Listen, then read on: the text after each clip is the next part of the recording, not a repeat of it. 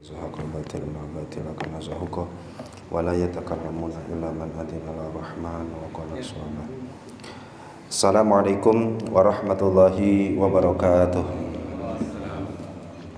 Bismillah, alhamdulillah, wassalatu wassalamu ala rasulillah Sayyidina wa habibina wa syafi'ina wa maulana Muhammadin sallallahu alaihi wasallam ibni abdillah wa ala alihi wa sahbihi wa mawalah wala haula wala quwata illa billah, amma ba'd.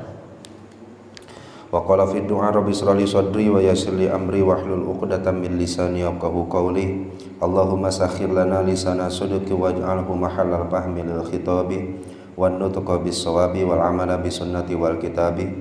Allahumma iftah lana abwabal ilmi wa zidna ilma wa fahma wa alhiqna bis salihin.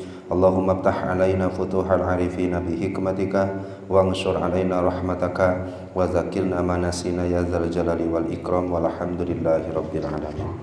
Alhamdulillah, Bapak-bapak sekalian, pada kesempatan malam hari ini kita bisa berkumpul kembali setelah sebulan lamanya kita berpuasa, kemudian beberapa minggu sebada lebaran kita tidak bertemu. Alhamdulillah kita bertemu lagi dalam keadaan sehat walafiat. Mudah-mudahan selalu diberikan keberkahan oleh Allah Subhanahu wa taala. Kita diberi umur panjang, berkah, dan mudah-mudahan langkah kita menjadi orang-orang yang ingin mendekat dengan Allah.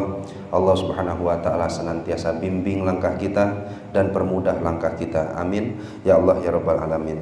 Insyaallah kita lanjutkan kembali hikmah yang kita bahas dari kitab Hikam Ibnu Athaillah As-Sakandari ini, yang mana pada malam hari ini kita sudah sampai pada hikmah yang ke-148.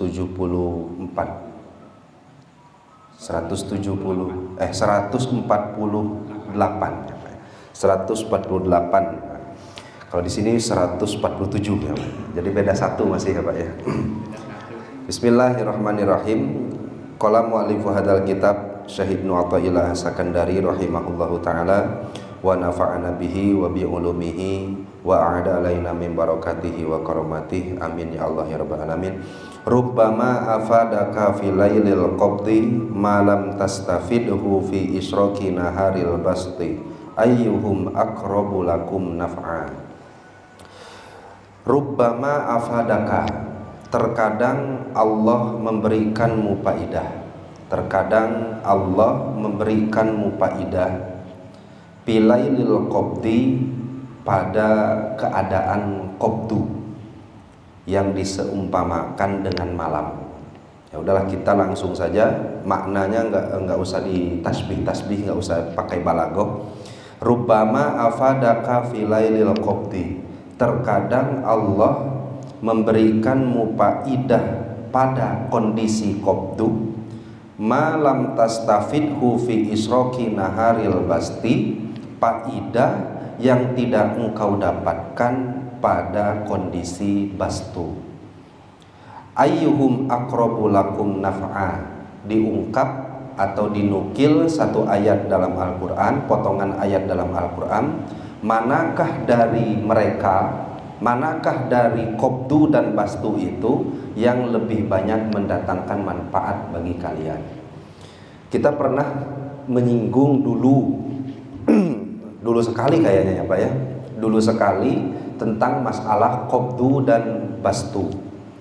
Qabdu itu apa, bastu itu apa, dan bagaimana efek yang terasa dalam kehidupan kita, dan itu makom yang seperti apa yang ada di dalam diri seseorang muslim.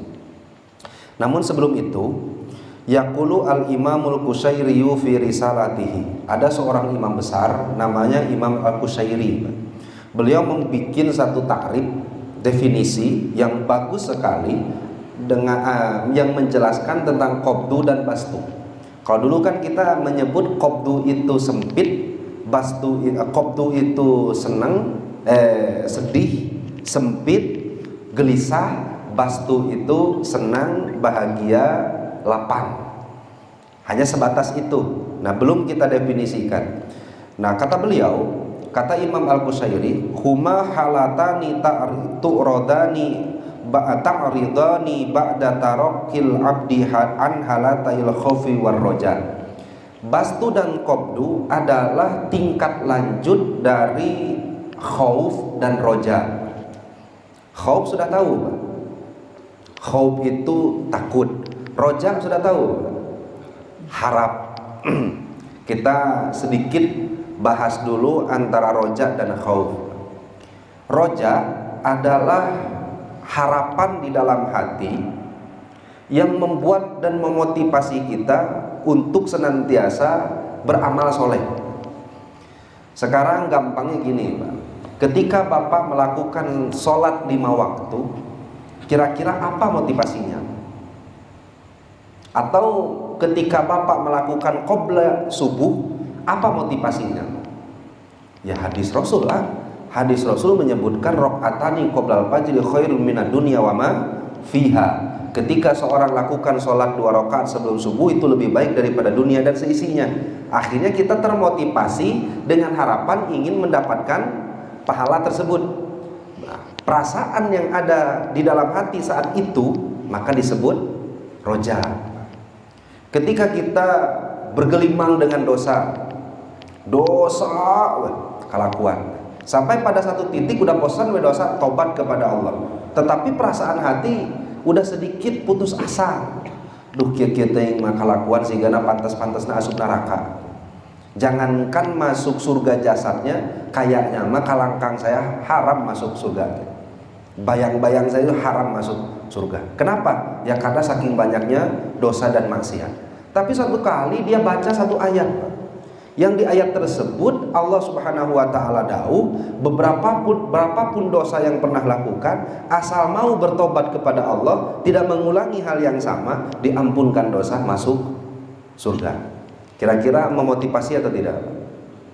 Apa yang timbul di dalam hati, Pak? Senang, bahagia dan penuh harap. Perasaan yang seperti ini disebut roja. Di atas roja ada apa? Bastu namanya. Berarti kan lebih tinggi daripada roja, itu adalah bastu. Kenapa? Karena roja perasaan dalam hati yang nisbatnya atau hubungannya dengan masa depan.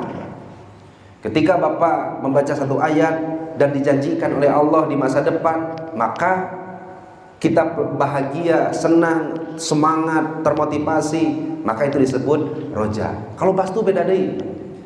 Jadi kalau roja itu ada sebabnya, kalau bastu, nah nanti dijelaskan, gak ada sebabnya sama sekali. Yang kedua, khauf. Ada orang ibadah baik, damal, beres ibadah berkali-kali, kemudian dia baca satu keterangan bahwa ternyata di dalam api neraka tak jarang isinya adalah orang-orang yang sering ibadah. Akhirnya muncul dalam hati perasaan takut. Aduh, ibadah yang saya lakukan kumaha atuh kabeh ieu. Ari neraka isina tukang ibadah. Dalam tanda kutip tukang ibadah menurut dia, ya. Bukan ibadah menurut Allah. Karena kan kita terkadang kita tuh merasa diri kita sudah sholat, padahal cek Allah belum sholat. Nah akhirnya orang-orang yang tadi merasa takut di dalam hatinya karena sababiah apa yang telah dilakukannya di masa lalu, entah ibadahnya yang kurang sempurna atau maksiatnya yang belum ditobati. Maka perasaan khauf adalah perasaan di mana seseorang takut, gelisah, sempit hatinya, ada sebab di belakangnya. Di atas dari khauf ada qabdu namanya. Bisa dipahami sampai sini. Nah jadi dua hal ini kata Imam Qusairi adalah bastu dan qabdu, dua sifat, dua keadaan ta'ridoni ba'da taraqil abdi an halatayil khaufi war roja, yang akan datang pada hidup seseorang hamba, entah itu kapanpun, pasti akan datang di antara dua hal ini, bastu ataupun qabdu. Tapi kalau kita insya Allah kita masih di tingkat apa nih kayaknya? Ya kita pasti roja dan khauf. Ya, kadang-kadang kita baca Quran masih janji-janji Allah yang hari-hari kan gitu Pak. Ya, bacaan padahal bacaan itu dijanjikan surga, tapi hati masih kena hari-hari. Atau baca Quran yang isinya siksa neraka, tapi hati nggak sampai takut kepada Allah. Nah kalau itu yang ada dalam perasaan kita, nah kita nggak dibahas di sini, nggak ada bahasannya yang kayak gitu. Nah jadi ini bahasan khusus untuk orang yang iltizam kepada Allah, continue beramal untuk semakin dekat kepada Allah Subhanahu wa Ta'ala. Nah maka apa kata Syekh Ramadan Al-Buti sebagai pensarahnya? Wa innal muslima ayyan kanat darajatuhu bisulamil iltizam. Seorang muslim apapun derajatnya, apapun makomnya, bagaimanapun bentuk ibadahnya, ketika dia berada di satu tangga untuk menuju Allah Subhanahu wa Ta'ala, mu'arradun likullin min hatainil halatain, maka dia harus bersiap-siap akan mendapati dirinya antara qabdu dan bastu. Yang mana qabdu dan bastu ini qad ta'tarika ala ghairi tawaqqu'in halatun minadh-dhaiki wal inkimas. Nah ini gambaran datangnya. Terkadang dia datang pada dirimu tanpa disangka-sangka, perasaan, keadaan sedih, sempit, gelisah, galau. Hati itu ojol-ojol, sedih, sempit, gelisah, gersang tanpa ada sebab. Tagibu piha masyairul unsi min nafsik, kesenangan yang ada di depan mata hilang nikmatnya. Yang tadinya kita merasa bahagia karena ada nikmat, hilang bahagianya. Nah kenapa? Karena ada perasaan sedih ini yang ada di dalam hati. Biar saya sedikit gambarkan bagaimana perasaan sedih yang ojol-ojol datang itu. Ketika kita sudah taat ibadah, istiqomah taubat, tapi suatu saat kita maksiat, sedih nggak kira-kira? Sedih ya Pak? Perasaan sedihnya bastu tuh, qabdu tuh hampir mirip seperti itu yang ada di dalam hati seseorang. Tapi kalau ditanya, nah terus kenapa murung wae? Aduh kaget teh. Perasaan hati teh sieun bae. Perasaan hati teh sedih, gelisah saja.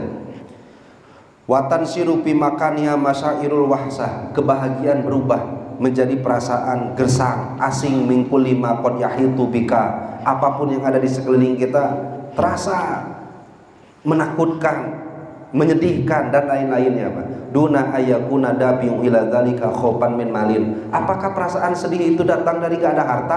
Enggak, bukan. Au tawaqqu'an li iqabin, atau karena dia takut jatuh terhadap siksa Allah? Bukan juga.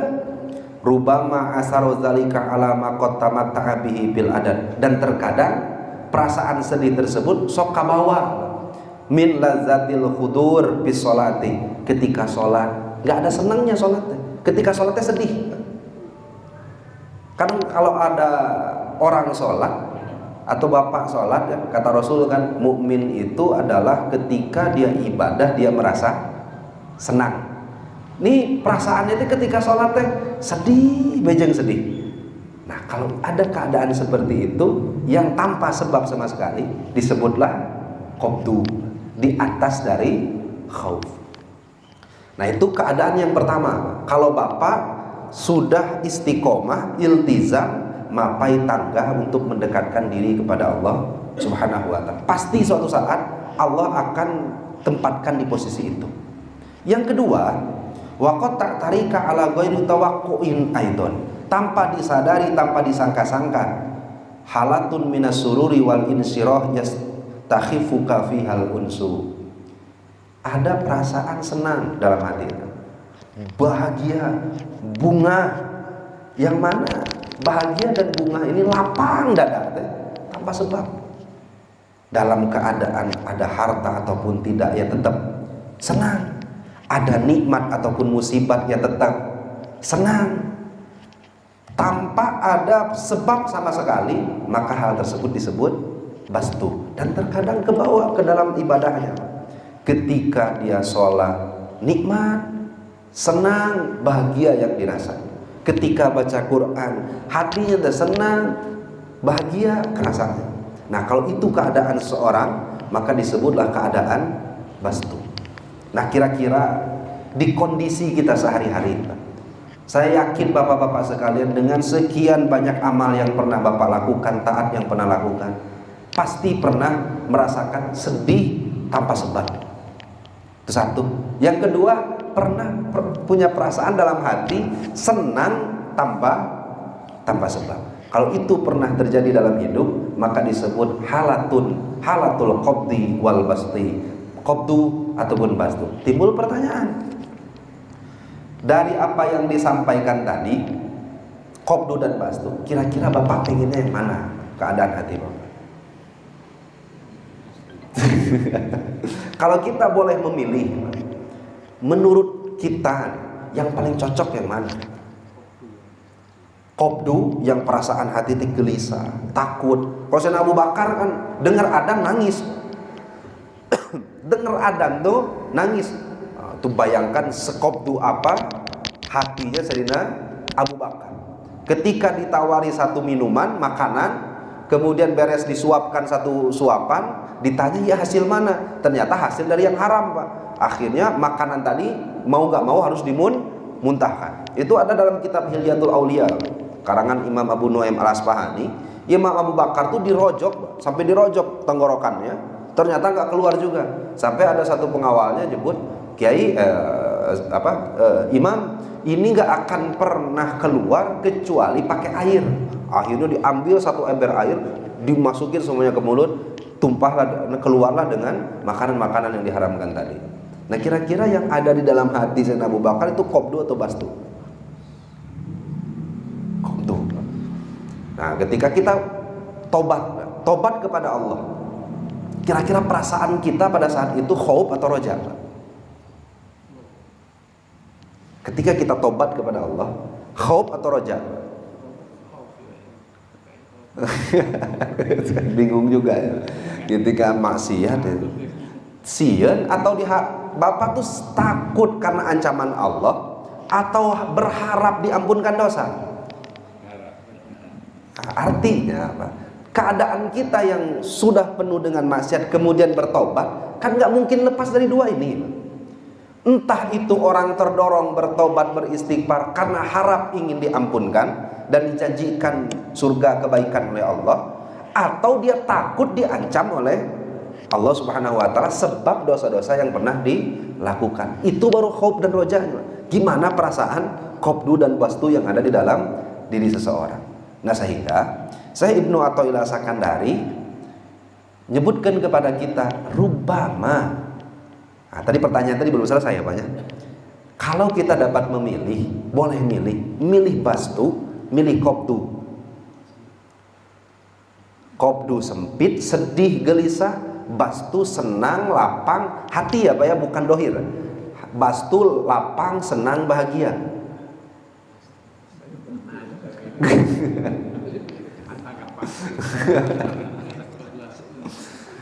Siga-siga nama ya. Nah, kalau kita boleh memilih, tentu yang paling cocok dengan watak dan tabiat kita ialah keadaan bastu. Makanya Ibnu Athaillah, kita lihat lagi kalimatnya, Pak. Terkadang Allah memberikan faidah kepadamu pada keadaan qabdu. Allah berikan faidah kepadamu pada keadaan qabdu, faidah yang tak kau dapatkan dalam keadaan bastu. Kenapa harus gitu kalimatnya? Ya karena kita sukanya bastu. Seakan-akan di bastu itu nggak ada faidah yang bisa kita ambil. Keadaan itu seakan-akan menunjukkan keadaan Allah murka. Keadaan bastu seakan-akan menunjukkan kepada kita bahwa kita banyak dosanya, kita tidak diridhoi oleh Allah, sehingga perasaan kita gelisah. Karena kan hampir mirip, Pak. Gini Pak, maksud saya, Pak. Ada orang maksiat, ada orang makan haram, ada orang yang melakukan zina dan lain-lain. Hatinya gelisah atau tidak, Pak? Sebangor apapun orang, gelisah atau tidak? Gelisah. Bastu gelisah atau tidak? Qabdu gelisah atau tidak? Gelisah.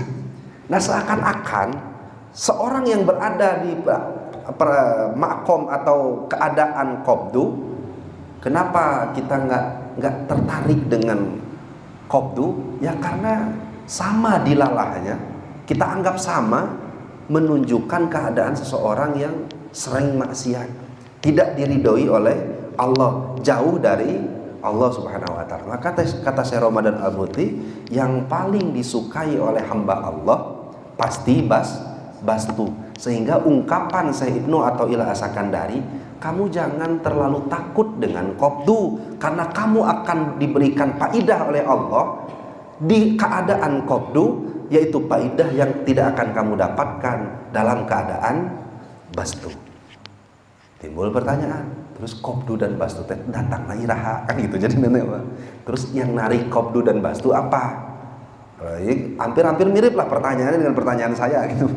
Dan pertanyaan Syekh Ramadan Al-Muti juga dijawab oleh Syekh Ramadan Al-Muti, wala najidu tahlilan lihatainil halataini wa sababan li ta'arudil insani likullin minha. Gak bisa kita jelaskan, dan gak bisa juga kita cari sebabnya apa. Artinya semua yang kita dapati dalam Al-Quran ataupun hadis tidak menjelaskan sama sekali cara agar seseorang hamba bisa mendapatkan qabdu dan bastu, kecuali ma yaquluhu aksaru ulama ihadza sya'ni. Ulama-ulama sepakat bahwa qabdu dan bastu la ya'du ayyakuna atharon litajallillahi ala fuadil abdi, akan terjadi pada seorang hamba ketika Allah bertajalli dalam hatinya. Ketika Allah bertajalli dalam hatinya. Bapak pernah tahu istilah tajalli?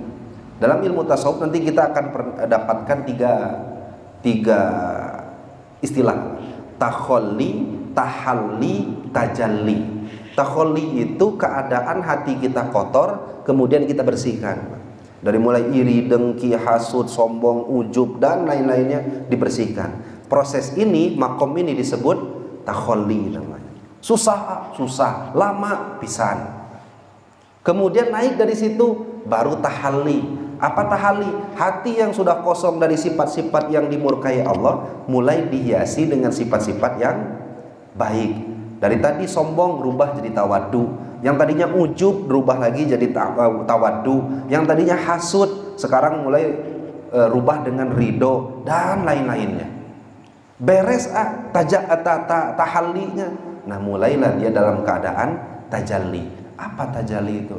Tajalli adalah keadaan rohani seseorang, batin seseorang yang mampu menangkap, mengetahui, terbuka rahasia-rahasia Allah Subhanahu wa taala.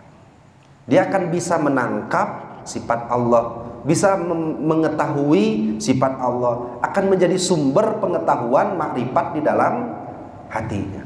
Nah, sehingga orang-orang yang sudah diberikan tajalli oleh Allah, tajalli itu artinya tersingkap, nampak, tampak, itu artinya tajalli. Dia akan bisa mendapatkan nur-nur ketuhanan, sifat-sifat Allah Subhanahu wa taala. Kalau kita kan tahu, Pak, dalam Asmaul Husna Ar-Rahman, Allah yang Maha Pengasih, Ar-Rahim, Allah yang Maha Penyayang. Kelihatan nggak sayangnya Allah? Ar-Rahman, Allah yang Maha Pengasih. Kelihatan nggak, Pak, pengasihnya Allah? Iya, kelihatan.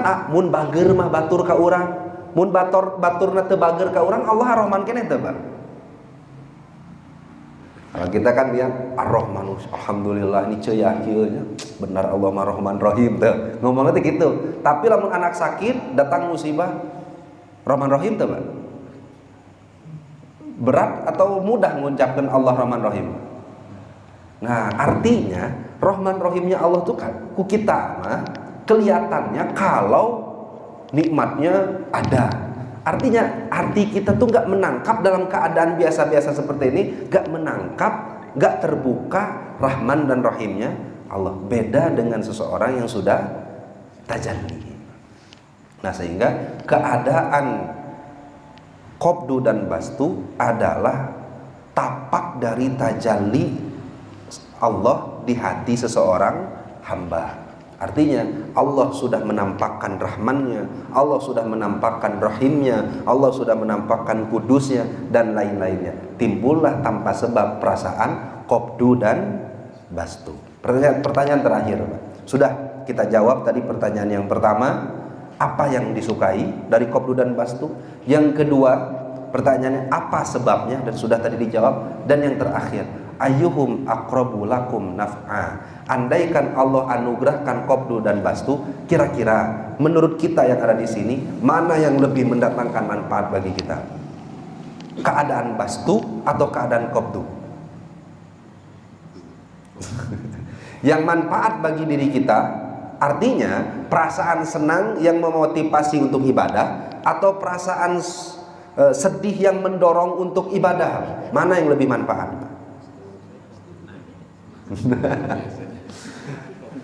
Artinya ada juga loh kayak gini, Pak. Jadi Bapak jangan tertipu, Pak. Jadi roja itu perasaan harap yang mendorong ibadah. Kalau ada orang berharap tapi nggak dorong dirinya untuk ibadah, itu setan. Perasaan takut yang mendorong seorang untuk bertobat, beribadah, itu khauf. Tapi perasaan takut yang mendorong seorang jadi putus asa atau tambah berani, dah kagok ya, itu mah setan. Nah, kita nggak ngobrolkan yang kayak gitu. Nah, sehingga kata Syekh Ibnu Athaillah As-Sakandari, ayyuhum aqrabu lakum naf'a. Kira-kira dari kedua tadi mana yang lebih manfaat? Maka kata Syekh Ramadan Al-Buti, nggak bisa. Allah selalu berikan qabdu dan bastu silih berganti kepada seorang hamba. Nggak boleh seorang hamba bastu tuluy, qabdu tuluy. Walaupun yang ingin kita kan bahagia terus. Dalam keadaan susahnya pinginnya bahagia be hate mah jembar manah teh lamun cara orang Sunda. Hayang we jembar be manah teh. Ya nggak bisa gitu. Karena nanti ada beberapa batas-batas syariat yang akan hilang. Karena Allah akan menimpakan rasa takut, Allah akan menimpakan rasa sedih, rasa bingung sebagai kiparat. Kalau hatinya bastu terus, gimana dapat kiparat sedihnya? Gimana dapat perasaan bingungnya, gelisahnya, dan lain-lain. Nah, sehingga qabdu dan bastu akan datang silih berganti. Nah, tapi ada satu manfaat dari bastu, dari qabdu yang mungkin perlu kita perhatikan, yang bisa menjadi daya tarik dari qabdu itu sendiri. Apa itu? Fal bastu idza saytara ala nafsi salik wa lazamahu daiman. Ketika seseorang sudah dimulazamah, sudah ditetapi oleh perasaan qabdu dan dia continue di situ, fa innahu yusiku ayukhrijahu min dawabitil adab. Lepat maca. Nah, kemudian punten Pak, ketika seseorang berada di kondisi bastu, maka salah satu manfaat yang akan dia dapatkan adalah ayaquda ila nafsihi payahtammuha bima qad sababalahu hadzal qabdu. Akan terpikir dalam hati, ya teh perasaan sedih teh datang nanti mananya. Gitu tuh, Pak. Ya kalau Bapak ibadah, beres ibadah, perasaan teh sesak we dina hati. Saya akhir-akhir ini perasaan saya kayak gitu, Pak. Jadi kenapa saya rada terpukul baca ini? Karena perasaan saya gitu, baca Quran, sugan bunga tuh, sedikit pun baca Quran saya nggak bunga. Beres ngaji sama anak-anak santri, beres hataman sama santri, bingah tuh. Batur hari raya, rada bingah, saya mah rada sedih bae hati.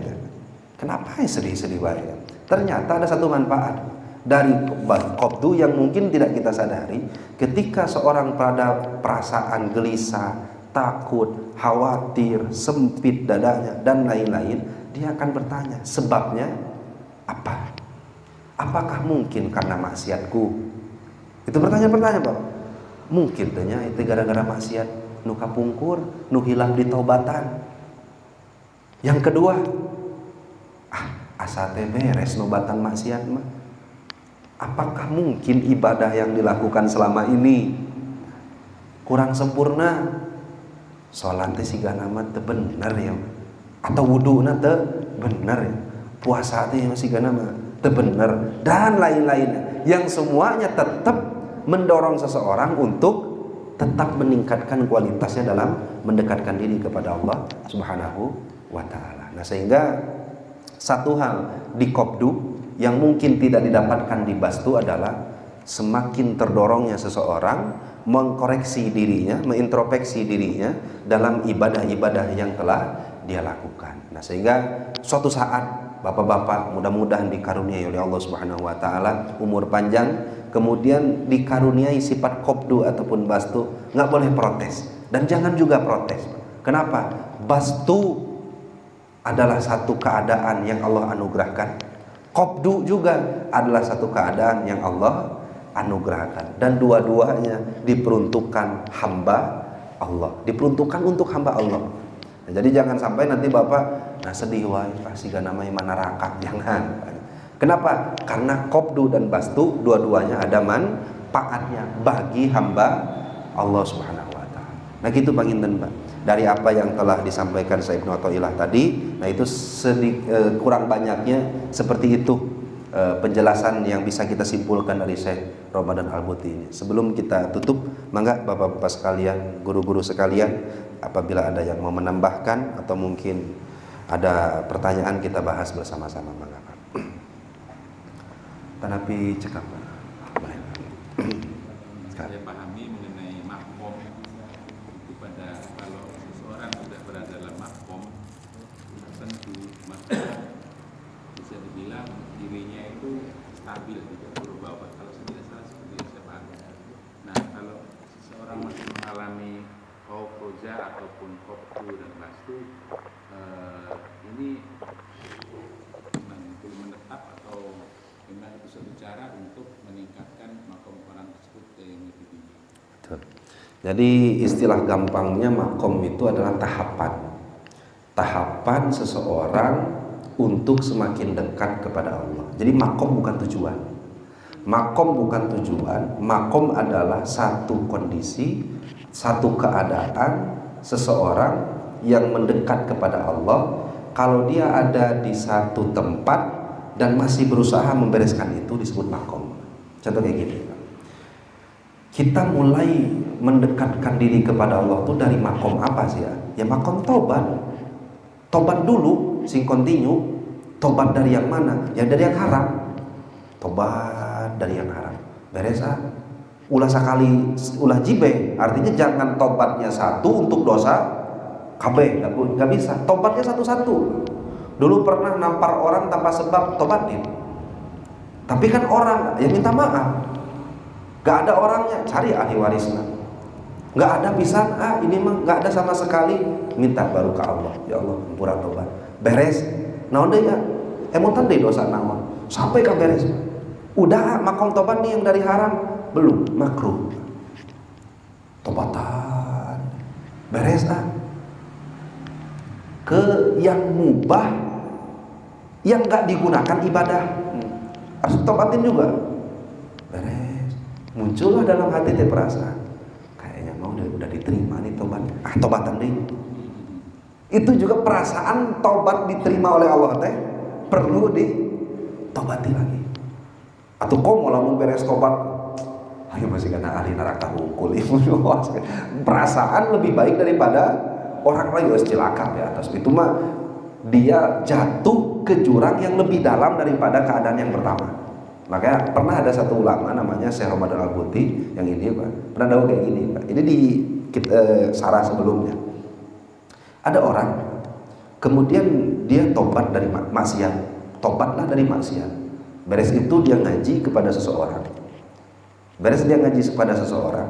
Kemudian beres dia ngaji, dia menyalahkan amalan-amalan orang lain dan menganggap satu ulama menjadi kufur. Apa kata Syekh Ramadan Al-Buti?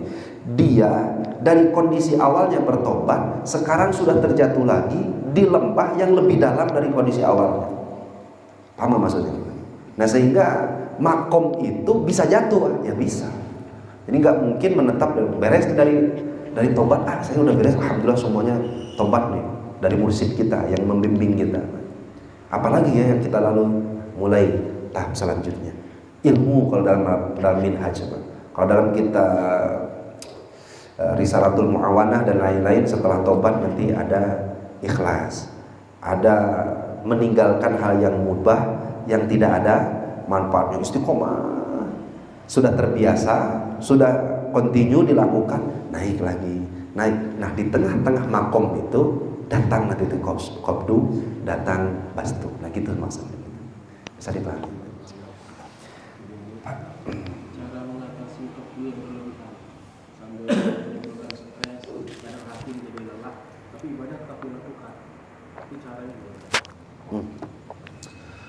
Jadi dulu itu Rasul tuh menyebutkan kepada sahabat bahwa seluruh dosa yang pernah dilakukan pasti akan dibalas oleh Allah Subhanahu wa taala. Karena sahabat merenung dan tarungkul. Kelihatan sedihnya. Kelihatan sedih. Terus Rasulullah, hari dosa-dosa kami nakumaha. Hari ajen pernah sakit tuh. Pernah Rasul. Pernah bingung, pernah. Pernah galau, sedih macam. Pernah Rasul. Pernah takut, pernah Rasul. Itu yang mengkiparati semua. Nah artinya keadaan hati seseorang, kita tuh gak bisa mengontrol hati kita.